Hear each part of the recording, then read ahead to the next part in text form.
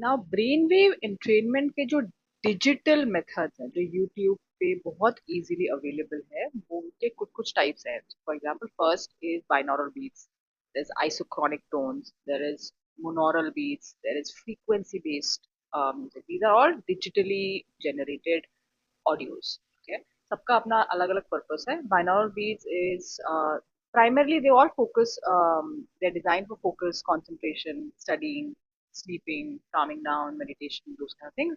But जो उनका पीछे का टेक्निक होता है बनाने का वो थोड़ा सा उसमें वेरिएशन होता है. Binaural beats is one of the initial one. उसमें हेडफोन्स के थ्रू आपको उसको सुनना होता है और उसमें एक साइड ईयर में एक फ्रीक्वेंसी होता है, दूसरे साइड पे दूसरा फ्रीक्वेंसी होता है एंड दे कम टुगेदर. जब दोनों आप कान में लगाते हैं, तो दोनों फ्रीक्वेंसी एक हो जाती है और ब्रेन उसको एक फ्रीक्वेंसी में परसीव करता है. फॉर एग्जाम्पल अगर एक साइड 10 हर्ट्ज है एक साइड 12 हर्ट्ज है तो वो 2 हर्ट्ज हो जाता है इन बाइनॉरल बीट्स. तो उसको सिर्फ आप हेडफोन से ही सुन सकते हैं. अगर एक कान डालेंगे तो आपको कुछ आवाज आएगी नहीं. फिर मोनोरल बीट जब आया तो उसने उस प्रोसेस को एलिमिनेट कर दिया और वो डायरेक्टली जो डिजायर्ड फ्रीक्वेंसी था उसको उसी के हिसाब से ही स्टार्टेड क्रिएटिंग.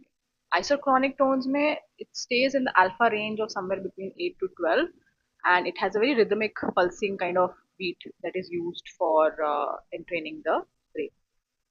और जो फ्रीक्वेंसी बेस्ड म्यूजिक है उसमें lot of study research has gone जिसमें वो लोग कहते हैं कि एक स्पेसिफिक फ्रीक्वेंसी एक स्पेसिफिक आउटकम देती है बट उसका जो बेसिस है अभी भी फुल्ली कॉन्क्रीट क्लियर नहीं है और वो सबके ऊपर एप्लीकेबल हो ऐसा जरूरी ही नहीं है.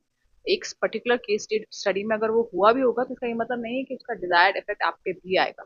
Just because 432 hertz is popular और 520 hertz is a popular frequency does not mean anything to the consumer. आपके लिए उसका कोई महत्व ही नहीं है सुनने का.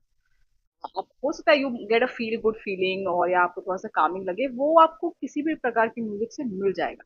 बट अदर देन दैट जब स्टार्टिंग में ये सब चीजें क्रिएट हो रही थी तब वो स्पेस बहुत ही एक प्योर टाइप का स्पेस था. अभी ये स्पेस बहुत पोल्यूटेड हो चुका है बिकॉज लोगों को समझ में आ गया कि अगर लंबे लंबे 8 8 घंटे के वीडियोस बनाएंगे तो उसका जो मोनेटाइजेशन का स्कोप है वो बढ़ जाता है.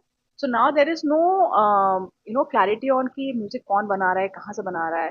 तो you have to be very careful as a user. आपको बहुत केयरफुली देखना पड़ेगा कि ये जो चैनल है अनोनिमस चैनल है क्या या कोई है उसके पीछे के क्रिएटर्स हैं जो आपको अपडेट्स दे रहे हैं पोस्ट दे रहे हैं.